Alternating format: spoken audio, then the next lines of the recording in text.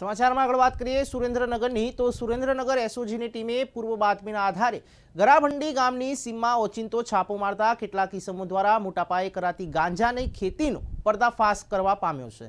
ત્યારે જિલ્લા પોલીસની એસઓજી બ્રાન્ચ દ્વારા રંગપરા વાડી વિસ્તારના ખેતરોમાં તુવેર સહિતની ખેતીના પાકોની આડમાં ગાંજાનું મબલક વાવેતર ઝડપી લેવા સાથે લાખો કમાઈ લેવાની લાયમાં પરંપરાગત રીત ખેતી કરવા મૂકીને નશાનું વાવેતર કરનાર કેટલાક ઇસમોને પણ દબોચી લેવાયા હોવાનું સૂત્રોએ જણાવ્યું છે।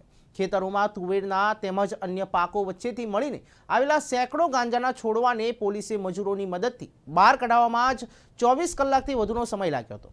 જ્યારે બહાર કાઢેલા છોડવાઓને ટ્રેક્ટરમાં ભરી એક જગ્યાએ રખાતા ગાંજાનો ગંજ ખડકાયેલો દર્શાતો હતો।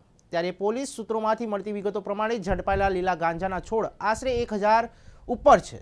ત્યારે પોલીસે આરોપીઓની શોધખોળ ધરી છે।